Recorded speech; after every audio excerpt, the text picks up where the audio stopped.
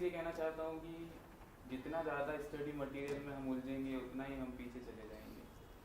एक चीज़ है, एक एक संस्था को पकड़िए, यहाँ है तो यहाँ पकड़िए, कहीं और है तो कहीं और पकड़िए, बस सिर्फ एक स्टडी मटेरियल से चलिएगा।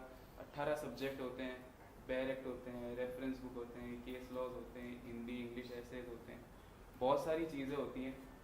तो जितना व्यवस्थित मटेरियल होगा या और सबसे ज़्यादा खुद के नोट्स पे मिलिएगा कि ऐसा नहीं है कि उसके नोट्स से पढ़ लूँ, उसके नोट्स से पढ़ लूँ। खुद जितना काम करेंगे अपने आप को उतना ही फ़ायदेमंद होगा।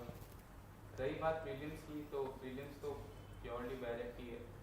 80% जैसे सर हमेशा ही कहते हैं कि 80% डायरेक्ट से सिलेक्शन होगा, तो 80% तो डायरेक्ट है। पहले डायरेक्ट कंप्लीट कीजिए। मुझसे भी कुछ किसी ने पूछा था कि कौन सी रेफरेंस बुक सजेस्ट करेंगे आप, तो मैंने कहा पहले डायरेक्ट तो पढ़िए। अगर बेस लेयर तैयार नहीं रहेगी तो फिर क्रीम का कोई मतलब ही नहीं, वो टिक ही नहीं पाएगी ऊपर। तो डायरेक्ट कंप्लीट कीजिए, फिर जाके कहीं रेफरेंस बुक। और एक चीज़ है केस लॉ, आजकल केस लॉ का ट्रेंड हो गया है। मैंने हरियाणा प्रीलिम्स भी दिया था, एमपी प्रीलिम्स भी दिया था।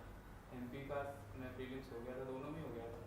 पर एमपी में भी केस लॉ बहुत ज़्यादा पूछे थे, हरियाणा में भी बहुत ज़्यादा पूछे। और अब आरजेएस भी कहीं ना कहीं जा सकता है इस ट्रेंड पे, तो आप ट्रेंड को समझ के केस लॉ भी से प्रिपेयर कर सकते हैं।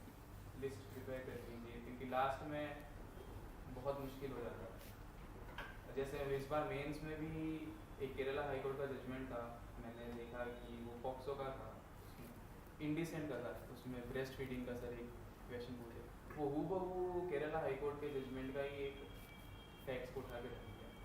तो लाइव लॉ पढ़ने से क्या रेगुलरिटी रहेगी तो हम टैकल कर पाएंगे।